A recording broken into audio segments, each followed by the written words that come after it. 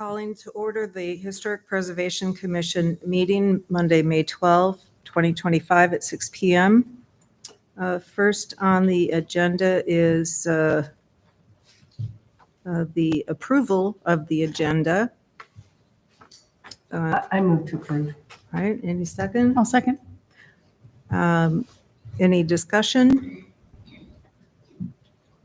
Hearing none, we'll take a vote. All in favor of approving the agenda, say aye. Aye. Any opposed? Abstain or ineligible? Okay.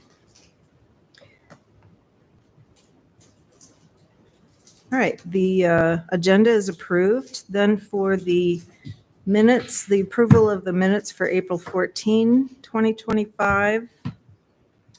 Those were sent out.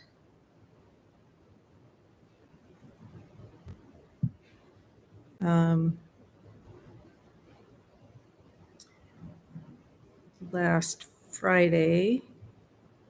Did anyone not get a copy? Everybody's good with that? Okay. Any comments on those minutes? Corrections, changes? Okay. Is there a motion to approve? I move. I'll second. All right. All in favor? Aye. Any opposed? Abstain or ineligible? All right. The motion to approve the minutes carries. And next we're reached the point of the agenda for public forum. If there's comments from the public, either now or in response to something later in the meeting, either is fine. Okay, we'll move on then. The next item is to discuss the participation in and support of AIMS, A Glimpse Inside. We heard about it in a couple of meetings, and then we also have a memo that has been provided by the Department of Planning and Housing, as well as the Glimpse Inside Committee, with a description of the organization and role and purpose. Is there any discussion that or questions that anyone has about these? I could explain the cost estimate if anybody has questions about that. So in general, what we're thinking is that there will be about 10 properties. We're still trying to lock those down, but I'm expecting there will be 5 to 7 public buildings and 4 or 5 private residences to use. They'll all be within walking distance of the downtown area and include the downtown area. And at each of those properties, there would be 2 easels, and on those easels would be foam boards with information and photos about that property throughout time, along with a docent, volunteer docent there to tell people about that property and allow them to kind of walk and look around and look at the photos and the information, answer questions, et cetera. So at the top of the cost estimate, you see things like easels, foam board, et cetera. That's what that is all for. The museum is going to donate their time, this is their contribution in kind, to helping identify all that history and all the photos and help get that information put together. And Iowa State University Graphic Design Student Association is donating their support in kind by helping with the design and the logo and all that kind of stuff. As you've probably seen, the city has put banners around the bollards at the intersection of Clark and Main. So the next item on the cost estimate is for bollards. And so those would be publicizing the event. They'd be up for a few weeks before the event. Next on the cost estimate is this thing for a real estate sign. We're trying to envision some sort of sign to identify the property on the day of the event, so people walking around won't be have a hard time figuring out where it is that they need to go. We'd also put PR posters in the windows of Main Street owners so that people understand that it's coming, and hand out leaflets at the farmers market and other events leading up to the event so the public is aware of the event. And on the day of the event, there would be tri-fold brochures. Probably we would use legal size, folded over. Again, the museum and the Graphics Design Student Association is helping put that information together. We also envision having water for the docents because we envision this to be a 4-hour event, so we'll need some water for the docents. We'll need to make a donation to the Graphic Design Student Association, so we have a publicity fee for those. And then for the museum has graciously offered, this is another thing that they're doing for us, to host as the check-in place on the day of the event. So people who come to check in could get a little sticker with the logo of the event or their shirt. So that's what the sticker is all about. We've also been advised that we should probably set up some kind of a website so people can figure out what it is we're doing. And that $400 is, we've gotten some help from people to figure out how do you set a website on Squarespace and how you would do that and what the cheapest ways to do that. So all in all, that's our cost estimate. Again, we've never done this before, so we stuck in a contingency of about less than 10%. So that's the cost estimate. The cost for the easels, the foam boards, etc., were developed. I went to Prince because they're about the cheapest printing source you can get in Ames. So I went to them for some cost, add a little bit of an inflation factor. So that's how we came up with that estimate. We've gotten one donation, an anonymous donation, and that's for about $1,000. And as I said, we're getting lots of in-kind support. The Alliance is also helping us publicize the event. We're talking to other organizations about getting support, but we'd really like to see the Historic Preservation Commission offer as much support as y'all want to help pull this event off. And as we've said before, if it's a successful event, we'd like to then do it again next year and highlight different parts of the infrastructure around Ames. Any questions? I think you just answered one of mine with the last part I was going to ask, like some of the items such as easels, maybe the real estate type signs, if it was going to be a reoccurring event in the future, then Yeah. those would be, We recycle. recycled costs that you don't have to pay the next time. So that's awesome. Cool. And I believe another in-kind sponsor or donor would be KHOI. KHOI, yes, exactly. And they'll also Publicize. be on the tour, is my understanding. Yes. And what is the date of the event? October 18th from 10 till 2. So one day then. Yes, sir.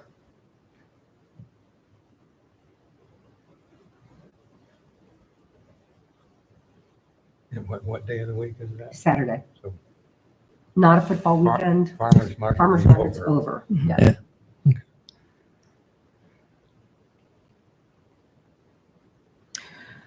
Now, we have talked a bit about helping to sponsor or support this organization, this event, as a part of our education function. And is there any more discussion or comments or questions that you'd like to have about that? I think if I could just, and maybe Ray, maybe, clarification on the memo that we got, it was mentioning in there that if the HPC wanted to suggest supporting it financially, I think based on the date when it occurs, there was mention in there that we'd have to ask about rolling over funds to the 25, 26 budget, et cetera. There was talk in there for that. Could you just detail, my question, I guess, is when does the change in the fiscal year of those funds happen? Just in that if this event is falling in the 25, 26 budget, are we still to submit on that budget, and could we just include it in that one rather than having to roll over funds from one year to the other, if that makes sense? The new budget starts July 1. July 1 is when that starts, and that's the one that we went over back in whatever it was, 2 months ago. Okay. Ray, if I could ask, what is the current balance? Well, so trying to determine that today, and there was a couple bills from printing costs for the National Register nomination that we had a couple public meetings that were actually put in the wrong budget category. And so we need to move those over and we need to find out exactly how much that was. So it's going to be in the neighborhood of about $1,500. And that's something that we could ask the council to allow us to roll over into the next fiscal Yeah, it year. would be up to the council to decide to carry it over. So what they would need is a memo from this commission requesting that occur. And then the council makes that decision. And I have a question. Yeah. I may regret asking this question. Don't ask if you don't want to hear the answer, but Okay. if the Glimpse committee wanted more than $1,500, Oh, yeah. should they request that of the HPC? Or would they instead say, okay, great, we love whatever the HPC can give us, and then submit a supplemental request to the city council? Or would it be strategically better to just say, hey, HPC, we'll just go straight to the council, and if that bombs out, we'll come back and try to get 1,500 from you? What's the best order of action to optimize the outcome? Well, the request for the funds that are beyond the HPC budget, well, and it could be, this whole thing, the $6,030 would be directly to city council. And so they could make a request for that full funding from the council, HPC could, or the Glimpse committee would? the committee, The committee could. the committee, Oh. yep. And HPC could request that the council use the remaining funds from this budget year and carry them over and apply it to that. And supplement with other city council money. Yes, Does that happen very often?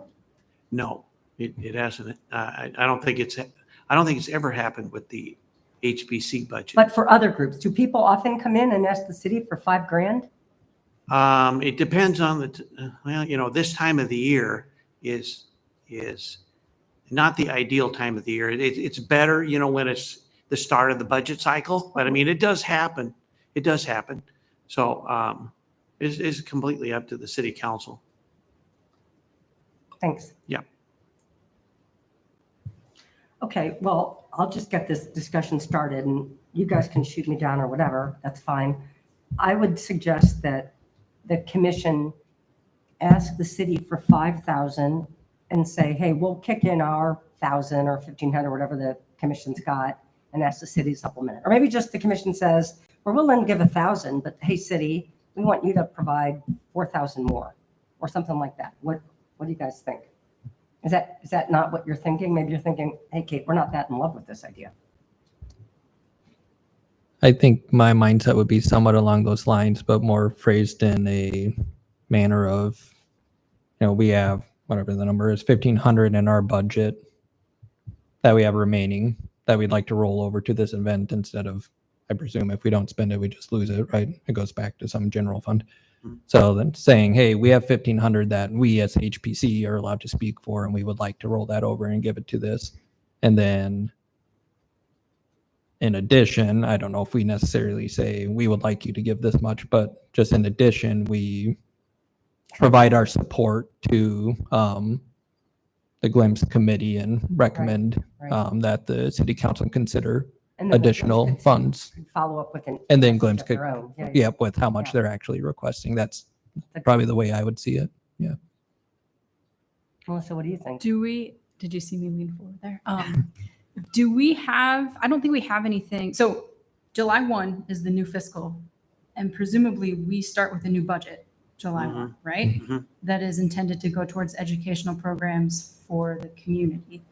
So granted, it is like early in the year, we'll have the Summit. come around next summer, but we could roll over our remaining from this fiscal year and then also ask to set aside a certain Some amount from our portion of it. next fiscal year to go towards this. And then perhaps additionally ask for if the city could help somehow to support in whatever's left over or something Well, like that's that. nice. If that would make sense. I mean, I don't necessarily think because it is kind of relatively early that we should expend our entire budget for next year towards that, because yes, we have the summit and who knows what else may come up. But I think in absence of any other programming or planning that we have down the line, I think this is a great opportunity for us to support something that is within our defined goals and kind of responsibilities. I agree with that. Bob, any? Well, what happens if we don't get the funding or if we don't get enough of the funding? Then the Glimpse Committee has to figure something else out, go beg to other people. They're working on plans B through J. Mhm.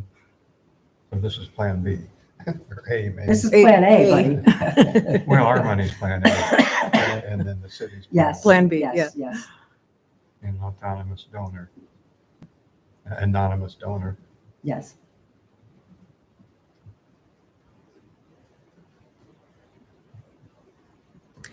Is there a motion to take a vote on going forward with Melissa's I'll put some plan? money behind it, see what you think.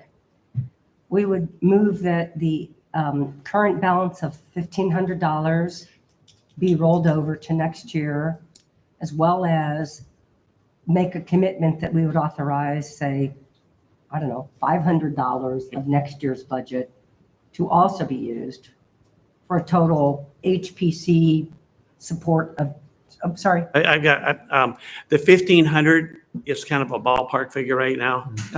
okay, We don't know exactly what it is yet. okay, the remainder of the balance. Yeah, it'd be better to say the remainder of the balance because we don't really know what that Okay. number is And then if at we this wanted, moment. if we wanted to talk about next year's funds, do we have to wait for the July meeting to do that? I mean, we could decide now, hey, let's talk about this in July to put in some money then, Mhm. but, Not necessarily. okay. Yeah. So we could talk about it now. Okay, so then we'd like to, I'll move that we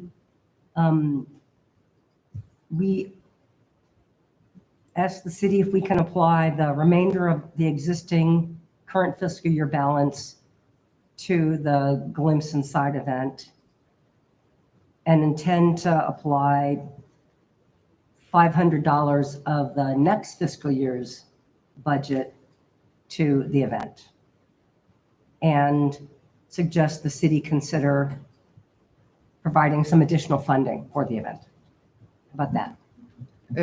With a memo of support With a memo of support from the from the commission. Commission, yes. And I think you need to mention what we estimate the total cost will be. Right. And the other support we're getting Mhm. in kind and not in kind.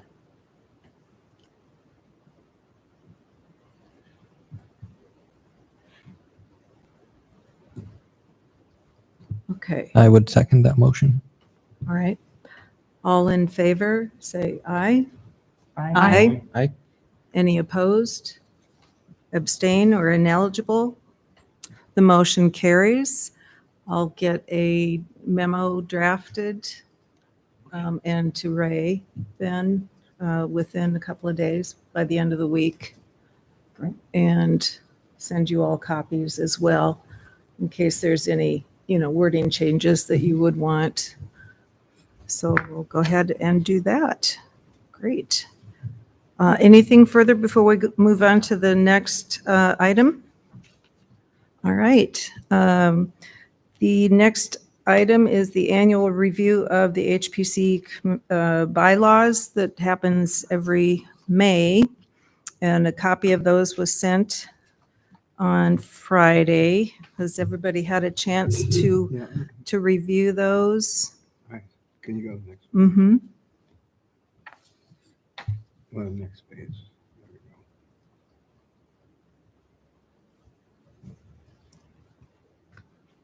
go. Okay, I thought I saw something, but I didn't see it. Looks okay to me. I have a question about it.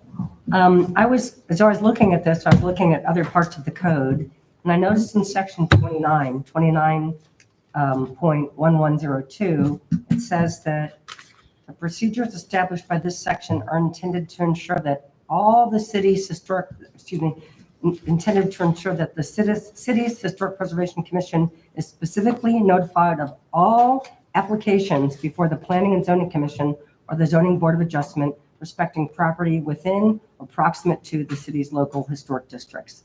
So we've talked about this before, and this came up at a city council meeting earlier this year, that we are not seeing all the certificates of appropriateness that affect properties within or proximate to the city's local historic districts. So as I was looking through this, and I saw that, this if you look on page 3, the order of business, item 2F is supposed to be certificates of appropriateness, and we rarely cover those. I'm wondering if, I'm guessing that we don't need to do anything to the bylaws necessarily, but I think that's something about how we're operating. We're not seeing all the certificates of appropriateness. That's because the code was changed back in 2015 to establish that the staff would administratively approve certificates of appropriateness for alterations. This doesn't say approved. This just says be notified of. Yeah, well, So we could send you a list of whatever it is we have for the month. I think you're supposed to. Okay. Well, and this may come up in the next agenda item as well.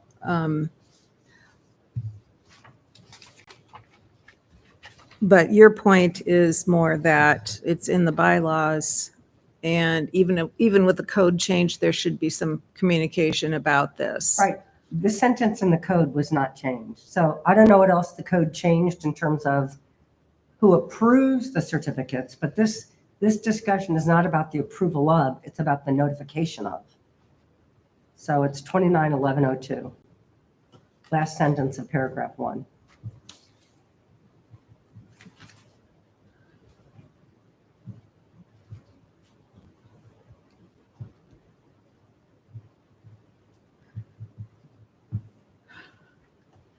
Okay, Sorry if I derailed that. Nope, that's fine. Any other comments about the bylaws? Any changes that you think we need to make or clarifications? Or are they good as is? Any comments? Okay. Hearing none, is there a motion to leave the bylaws as they are? Is that how we do that, Ray? Yeah, you don't really have to, Just, if there's no action, we just move on as opposed to, yeah, you can. okay, If there's a change you want to consider at a future meeting, you need a motion. then we would, okay, If all they're right, staying the same, you don't really. need one. okay.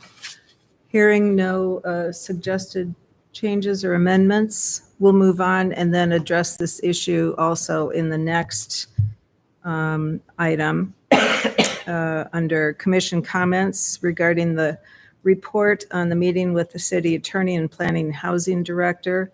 Bob and I met with them, and let me find my brief notes.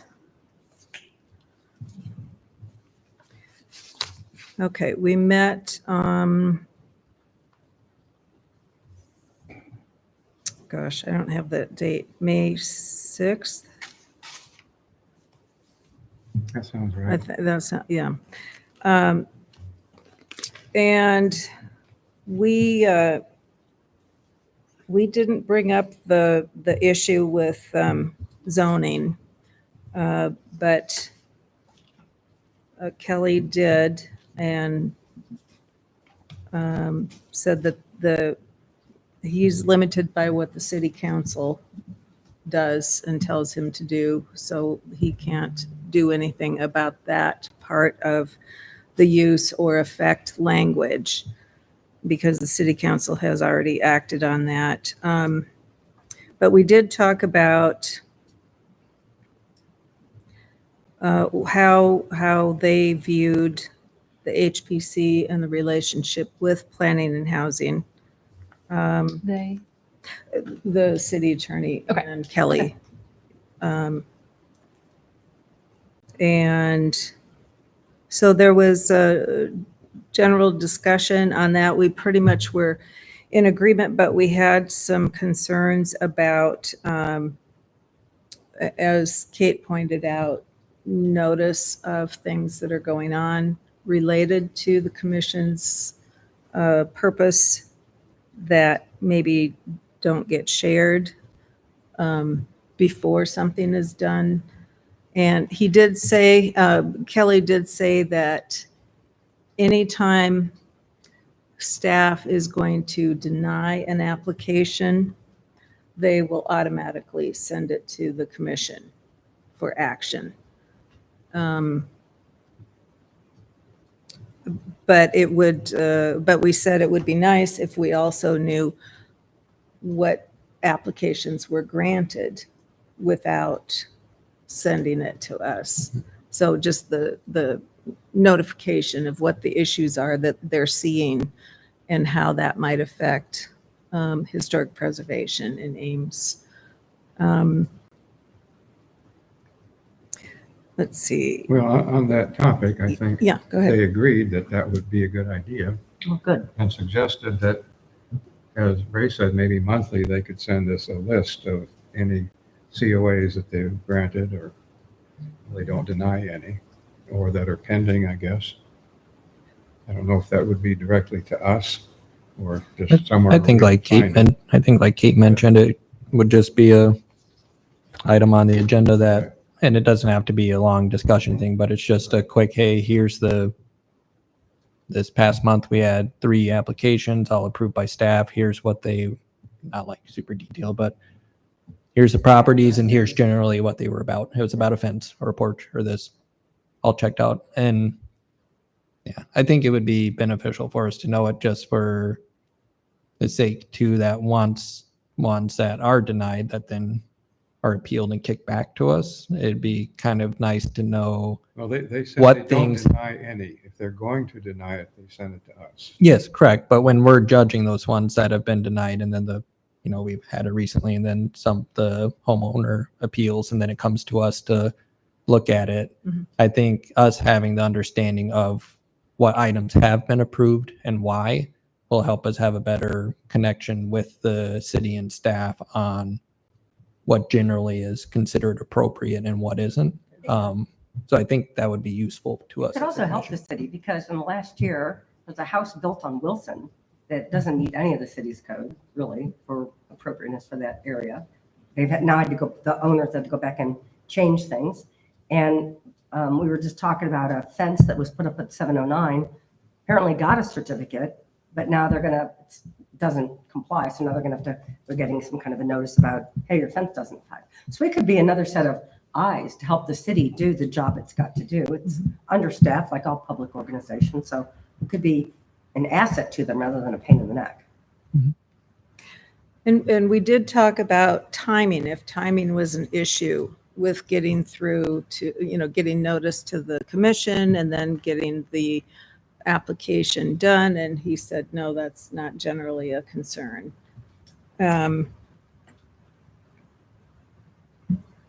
But planning and housing didn't make a firm commitment to do that. And I don't know if they will do it without directions from the city council. But they have to. Per the code, they have to. I mean, Well, so Ray, is that something that staff can decide on its own to do without having to go to the city council? or do I need to write to the city council about this? Or does the Or call commission Steve need Steiner. to send a letter to the council? I'll talk to Kelly about it and see where we go from there. Okay, Will you let us know so that if Kelly thinks it's not necessary, we can take appropriate action in a timely manner? Sure, yeah. Thanks.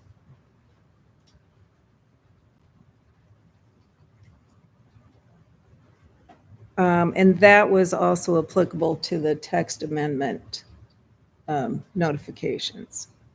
Is that right? Did I get that right? Well, no, because there is a question, are they going to advise us of all of the text amendments or just those that affect historic property, the way they interpret Oh, yeah, that's affect, and then you run into, Or back to that. yeah.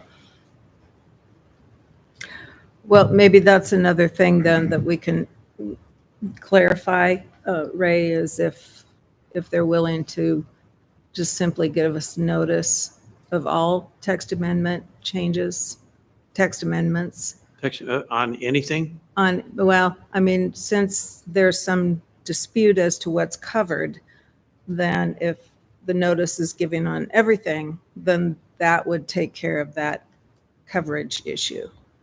How many text amendments do they get a year?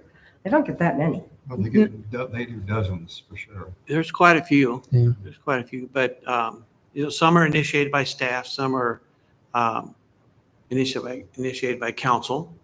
I mean, they all have to be, some are brought to the council by staff, some are originated at the council, and some are applied for by others. But, ultimately, the council decides whether or not they will direct staff to work on a text amendment. So is So- there, I guess, one thing that Bob and I brought up is if staff is already doing this, would it take a lot of effort to just add it to a list that goes to the HPC? Just, because I'm sure staff shares the information about what's going on with text amendments. So would it be a problem to just add So the you HPC? saying- text amendments that would apply to historic preservation? Any, since there's a dispute about what is applicable or what falls under the purview of the HPC, if we just saw all of them, then that would remove that level of concern, I guess. Did you talk about that in the meeting? Well, we did, but we didn't, there was no consensus. Oh, okay. There was no commitment, I guess, to Okay. doing that. But it was requested. Okay. So if, what we're, and we explained, we're just trying to keep the lines of communication open. And like Kate and Scott said, because there can be, I think, helpfulness to have that information sharing. So if that's something that we could find out, if there is a commitment from staff to just simply add us to their regular communication Right. about those issues, or just the chair or you, and you notify us, that would be great. And I don't think it would take a lot of extra effort or time. And if it does, then please share with us, if that's the case and how and that sort of thing. But Well, they could combine it with the COAs, just Right. once Right. a month, a list of COAs. Right, exactly. and, text amendments. Are you thinking for text amendments across the whole city Well, then? Just to cover everything? from Just- planning and housing, yeah, planning and housing.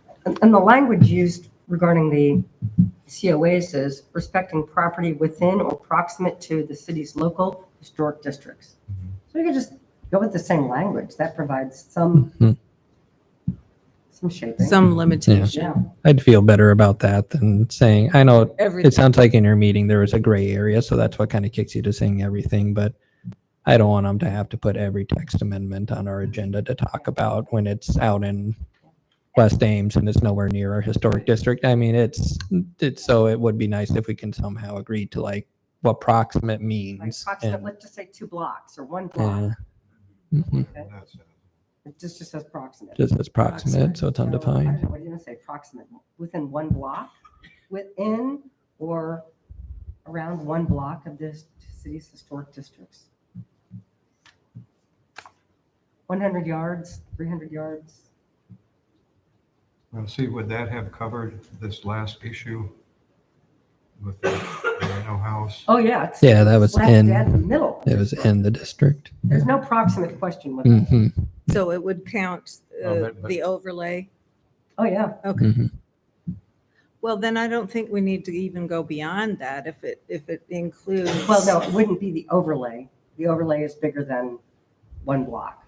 Okay, But the Romero House is in the historic district. It's in the district and the overlay.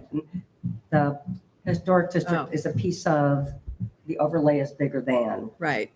and the Romero House is in both.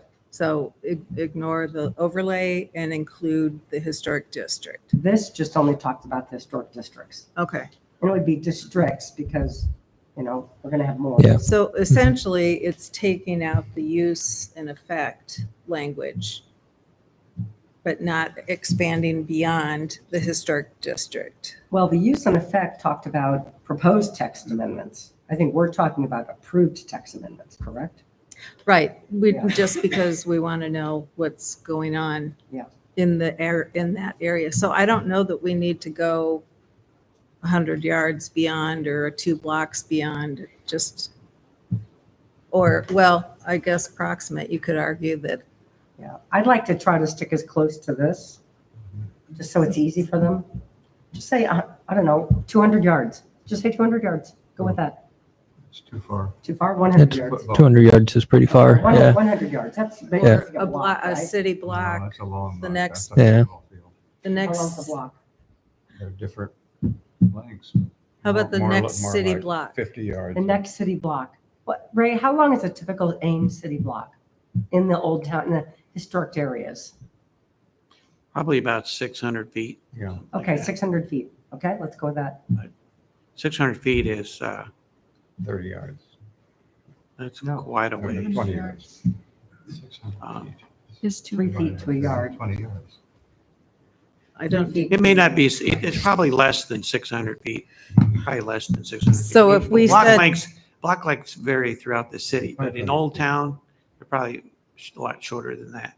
But, okay, let's go with 500 feet, full stop. Okay? So what you're wanting is a listing of, Approved certificates of appropriateness yes, and text Text amendments within or, okay, well, text amendments usually don't apply to just a singular property. They oftentimes apply to a zoning district. We're changing the regulations for a zoning district, say it's the residential low-density zoning district, and then, well, that's all over Ames.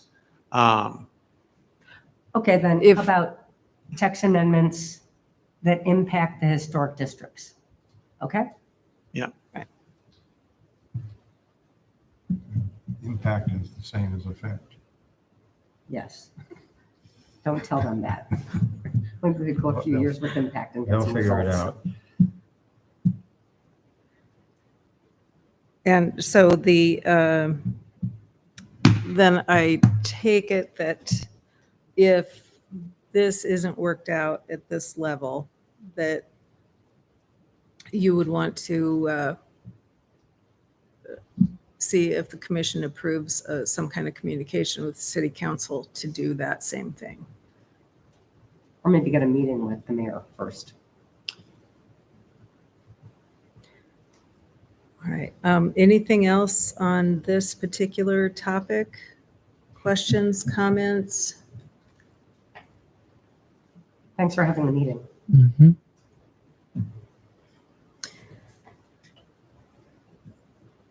All right. Hearing none, we'll move on. Are there any other commission comments? Yeah, I have one. So you guys probably saw my email about this. I got ahead of myself and I just want to apologize from the get-go. The city is about to start a review of all the non-housing related property code the code. Try again. City code, not related to property. Okay? And so when I saw that, I thought, I wonder if there should be a historic preservation rep. Oh, so the city's going to do it. I think they're hiring a consultant to help them. And they're going to set up an advisory committee to advise the group that's reviewing the code.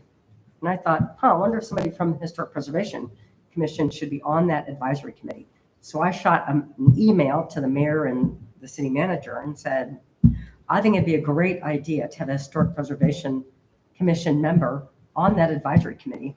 And Steve Shanker answered me like the next day and said, I think that's a great idea. Kelly, assign Kate to the committee. And I said, wait a minute. I didn't get the commission's, the commission may not want to do this. So, and they may not want me to do it if they want to do it. So stand down on that. But they said, okay, we think it's a fine idea if you guys want to do it. So my question, team, is do you want to have a rep on that advisory committee? And if so, anybody interested in doing it? I think it's a good idea. It'd be, if nothing else, it'd be interesting. The, the committee, I talked to Kelly about this. The committee hasn't been decided on. Yeah, I talked to Damon about it too. It has not been decided on yet. There is no committee right now to appoint someone to. But at the time there is, we can bring it back to you. But right now, there's really no committee to appoint a member to. And that's basically what Mark and Kelly said in our meeting was there is, the council hasn't set up anything yet, Okay. but when they do, then Would we like to have somebody on it? would we like to, I think we I think, would. yeah, I think it's worth entertaining. Okay, great. And Sorry for getting ahead of you guys. So, no, that's fine. We'll table that until such time as the city council sets up a committee. Yeah. Okay. Will you proactively put that on the agenda when it happens? Or do we need to remind you? No, you can remind me if you want. Okay. But All right. we'll try to do that. Okay. and the committee will be chosen by the city council, not by the city manager. I don't know. Oh, Well, it that's what they says- said. says in Oh, okay, Proposal there. okay. Anything else on this topic? Okay. Any other commission comments? Hearing none, we'll move forward. Any staff comments, Ray? Well, the third draft for the National Register nomination for the Chautauqua Park Ridgewood neighborhoods has been submitted to the state for review. It will not be going to the June State Nominations Review Committee as originally thought, be going to a future one. So we'll need to adjust for that. But we've been talking with the State Historic Preservation Office about that and the consultant. And so that will be adjusted. Ray, what kind of changes have they wanted made in the package? Oh, I'll have to look back and I can let you know. But Okay, but that's all right. Don't worry about it. like one is they asked about including Brookside Park in the boundaries, but there's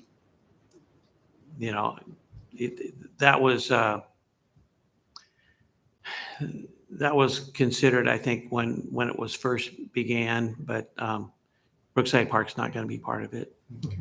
And they had just some technical things that they felt weren't addressed that they wanted addressed, and they didn't necessarily agree with the designation of all the properties as conforming or non-conforming, and in some cases the criteria used to determine that. And Thank you. so a lot of technical things.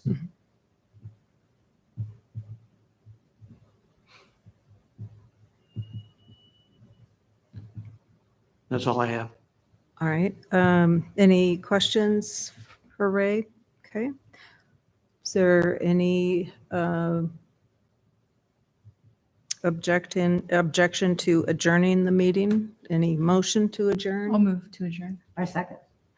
All in favor? Aye. Aye. None opposed. Meeting is adjourned.